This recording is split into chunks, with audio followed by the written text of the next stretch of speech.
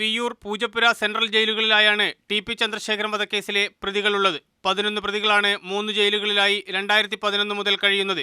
ജയിലിനകത്ത് ഉണ്ടാകാനിടയുള്ള അക്രമങ്ങൾ തടയാനാണ് ഇവരെ 3 പാർപ്പിച്ചത്. ഈ പരീക്ഷണം ഫലം കണ്ടുവെന്നാണ് ജയിൽ വകുപ്പിന്റെ വിലയിരുത്തൽ. അതിനിടെയാണ് ഇവരെയെല്ലാം കണ്ണൂർ സെൻട്രൽ ജയിലിലേക്ക് എത്തിക്കാൻ നീക്കം നടക്കുന്നത്. ഇടതുമുന്നണി അധികാരത്തിൽ വന്ന പശ്ചാത്തലത്തിലാണ് ശ്രമം. ബന്ധുക്കൾക്കും പാർട്ടി പ്രവർത്തകർക്കും ഇവരെ കാണാനുള്ള സൗകര്യം ലഭിക്കുന്നില്ലെന്ന പരാതിയുടെ അടിസ്ഥാനത്തിലാണ് കണ്ണൂരിലേക്ക് കൊണ്ടുവരാനൊരുങ്ങുന്നത്. ഇതിൽ പി.കെ. കുഞ്ഞനന്ദൻ, കെ.സി. രാമചന്ദ്രൻ എന്നിവരാണ് കണ്ണൂരിൽ കഴിയുന്നത്. ട്രൗസർ മനോജ്, വാഴപ്പടിച്ച റഫീഖ്, അണ്ണൻ സിജിത്ത് എന്നിവർ തിരുവനന്തപുരത്താണ്. കൊടിസുനി, ടി.കെ. രജീഷ് തുടങ്ങി മറ്റ് 6 പേർ വിയ്യൂരിലുമാണ്. ഇതിൽ കെ.സി. രാമചന്ദ്രൻ ഒഴികെ എല്ലാവരും കണ്ണൂരുകാരാണ്. രാമചന്ദ്രനാകട്ടെ കണ്ണൂരിന് തൊട്ടടുത്ത പ്രദേശത്തും. അതുകൊണ്ട് സ്വന്തം നാട്ടിലെ ജയിലിലേക്ക് മാറ്റണമെന്നാണ് ഇവർ ആവശ്യപ്പെടുന്നത്.